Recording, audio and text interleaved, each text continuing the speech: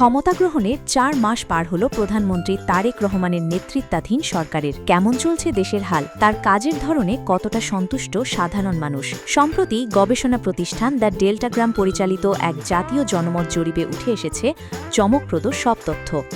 ডেল্টাগ্রামের জরিপ বলছে প্রধানমন্ত্রী তারেক রহমানের দায়িত্ব পালনের ধরনকে সমর্থন করছেন দেশের ৭৫.৩% মানুষ, অর্থাৎ প্রতি ৪ জন বাংলাদেশের মধ্যে ৩ জনই তার নেতৃত্বের ওপর আস্থা রেখেছেন। বিপরীতে অসন্তোষ প্রকাশ করেছেন ১৭.৫% উত্তরদাতা।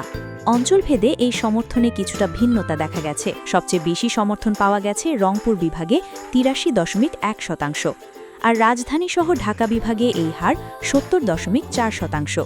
জরিপের একটি উল্লেখযোগ্য দিক হল শহরাঞ্চলের চেয়ে গ্রামাঞ্চলে প্রধানমন্ত্রীর জনপ্রিয়তা বেশি। গ্রামীণ এলাকার ৭৮.৫% মানুষ তার কর্মকাণ্ডে সন্তুষ্ট, যেখানে শহরাঞ্চলে এই হার ৭০.১%। বয়সভিত্তিক বিশ্লেষণে দেখা যায় তরুণ প্রজন্মের মধ্যে বিপুল সমর্থন থাকলেও ৬০ বছরের বেশি বয়সীদের মধ্যে সমর্থনের হার কিছুটা কম, ৭০.৯%। ২০২৪ সালের গণ অভ্যুত্থান পরবর্তী এই সরকার জুলাই জাতীয় সনদ বাস্তবায়নের যে প্রতিশ্রুতি দিয়েছে, যেমন প্রধানমন্ত্রীর মেয়াদসীমা নির্ধারণ এবং দ্বিকক্ষ বিশিষ্ট সংসদ প্রতিষ্ঠার মতো আমূল সংস্কার, তা জনমনে ইতিবাচক প্রভাব ফেলেছে। ১২ থেকে ২৪ জুন পর্যন্ত সারা দেশে ৩,০০০ প্রাপ্তবয়স্ক মানুষের উপর সরাসরি এবং মোবাইল ফোনের মাধ্যমে এই জরিপটি পরিচালনা করা হয়।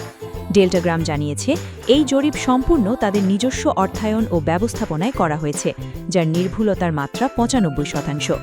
দায়িত্ব গ্রহণের মাত্র ৪ মাসের মাথায় এই বিপুল জনসমর্থন আগামী চ্যালেঞ্জ মোকাবেলায় সরকারের জন্য এক বড় অনুপ্রেরণা। তবে এই সমর্থন ধরে রাখাই হবে এখন প্রধান লক্ষ্য। প্রধানমন্ত্রীর এই ৪ মাসের কর্মকাণ্ডকে আপনি ১০-এ কত দেবেন? আপনার মূল্যবান মতামত কমেন্টে জানান, শেয়ার করুন ভিডিওটি।